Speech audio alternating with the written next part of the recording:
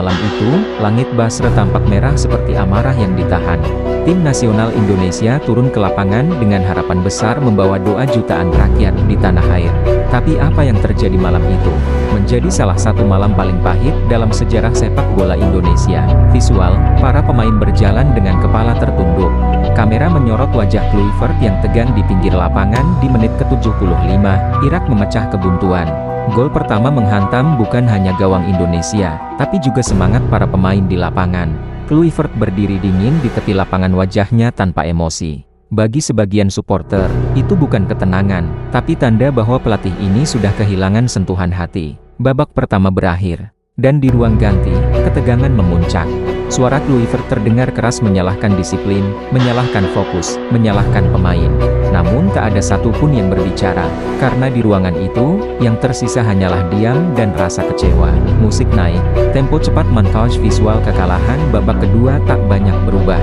Kesalahan demi kesalahan muncul, dan Irak mencetak 2 gol tambahan. Saat peluit panjang berbunyi, skor akhir 1-0 terpampang jelas di layar stadion. Dan di tribun utara, suara-suara mulai bergemuruh. Perlahan berubah menjadi satu teriakan besar yang mengguncang dunia maya dan dunia nyata. KLUIVERT out! KLUIVERT out! Malam itu, Jakarta tidak tidur. Ribuan komentar membanjiri media sosial, dari Sabang sampai Merauke. Tagar, Kluivert menjadi trending nasional hanya dalam waktu 40 menit. Amarah supporter meledak bukan karena kalah, tapi karena mereka merasa dikhianati oleh filosofi yang tak punya jiwa. Ini bukan sepak bola kita, Kluivert nggak ngerti darah Garuda. Kami ingin pelatih yang tahu artinya berjuang untuk bangsa. Di Senayan, flare merah putih menyala, supporter berkumpul, menyanyikan lagu kebangsaan dengan air mata. Mereka bukan sekadar marah, mereka terluka. Karena cinta yang dalam seringkali melahirkan amarah yang paling jujur. Visual transisi ke ruang rapat PSSI, suasana tegang keesokan harinya, di ruang rapat tertutup, Erick Thohir duduk dengan wajah serius. Di depannya, laporan statistik, grafik performa, dan 1000 suara rakyat dari media sosial. Teleponnya tak berhenti berdering. Di layar, tertulis jelas, Kluivert out. Erick menatap seluruh anggota federasi. Suara rendah tapi penuh tekanan keluar dari bibirnya. Kita sudah beri semua fasilitas. Tapi kalau rakyat sudah kehilangan kepercayaan, maka sudah saatnya kita ambil keputusan. Seorang anggota mencoba menahan. Pak, kontraknya masih panjang, ada klausul penalti besar.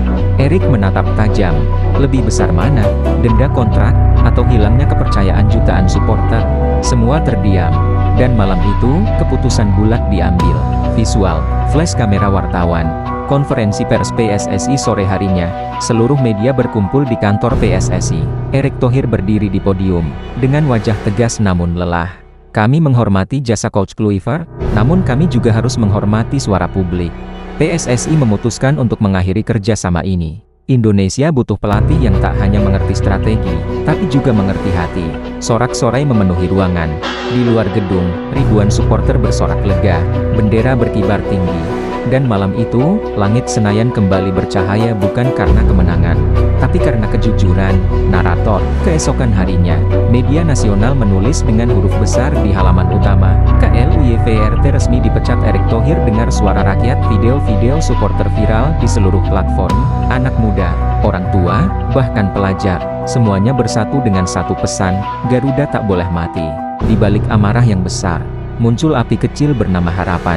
Bahwa kekalahan ini betapapun pahitnya mungkin adalah titik balik yang dibutuhkan sepak bola Indonesia. Musik berubah menjadi lembut, melankolis, namun penuh harapan. Beberapa hari kemudian, di lapangan latihan kecil di Jakarta, anak-anak muda kembali menendang bola.